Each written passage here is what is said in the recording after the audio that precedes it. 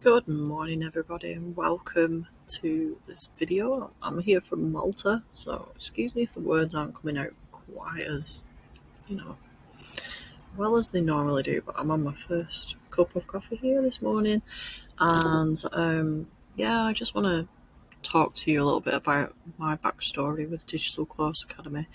If you're having to think about it, I think particularly for people from the UK, maybe you're feeling like, I don't know, nobody will buy your course, or that it's one of those things that, like Amy Porterfield, is she a scam or something like that? Well, no, I can assure she's not. Um, it's weird. We are like a global community now, so if you help solve someone's problem and you help solve it fast, it's a no-brainer for someone to buy your course. It doesn't matter where they live. And you might appeal to an English audience, you might appeal to a Welsh audience, or Scottish or Irish. I wouldn't discount it and let you stop yourself in your tracks just because you think, oh, well, Amy's in the US, won't work for me. Well, it has worked for me. And what it has done as well, like, Amy's always given extra. So I've actually learnt how to create a consistent content plan that is actually useful for the audience. So before I joined Digital Course Academy, I knew how to do search engine optimization, and that was great. But I wasn't really considering what my audience might want answering. I wasn't considering that they might have something that they really need help with. So this is how, like, getting Amy's perspective on that was really useful. So it's not just about the digital course, it's about your whole strategy as well. She gives you that, which that's amazing, because that carries on all year. It doesn't matter when you launch, or if you decide to do a little launch with the emails or whatever. That strategy, that core strategy, is carried with me, and it's really making sense now. I can see what gaps there were in my marketing knowledge, even though I was a copywriter. So really, really useful.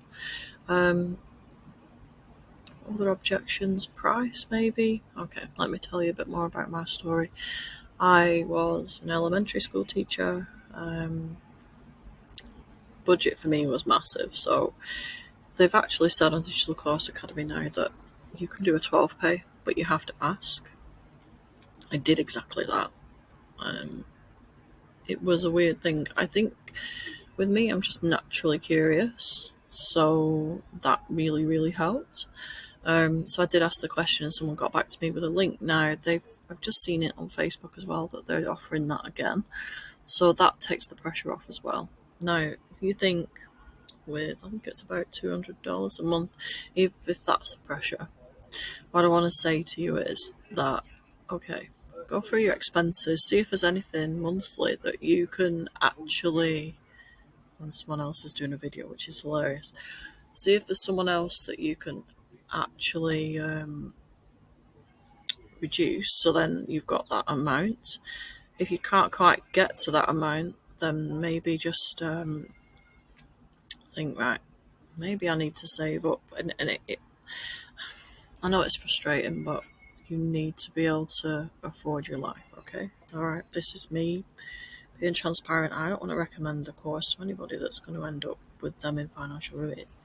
There's no point, okay? But what you can do is start making steps today to afford it tomorrow. That makes sense. I'll be with you all the way, cheering you along. I had to do that for my first digital course. I had to wait 6 months, and it was horrific. I hated it. But I got it, and it brought me a lot of success. So it really is worth putting something in place, even if it's like $50 a month.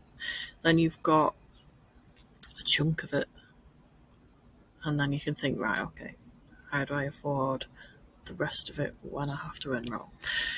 Have a plan, okay? And if you want to discuss any of your plans with me, just let me know. I'm not a financial advisor, but I have been there, okay? Yeah, it seems strange now. Like, I was a part-time school teacher. Through different things like DCA having a consistent content strategy, I was able to downgrade that. Yeah. So like I ended up doing a year's worth of 3 days a week, which I'll tell you the reality now, right? If you're juggling a job with creating a course, it's not easy. Okay. Teaching is not geared to part time. It really just is not. It really is not.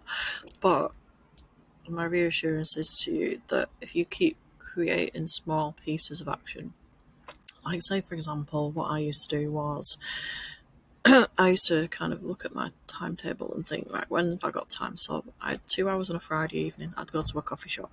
I'd do a bit then. But I'd go to a coffee shop where the Wi-Fi was fast because like, if you go somewhere like a McDonald's or whatever and it's slow, it can actually take you more time than it would at home. So it has to be efficient.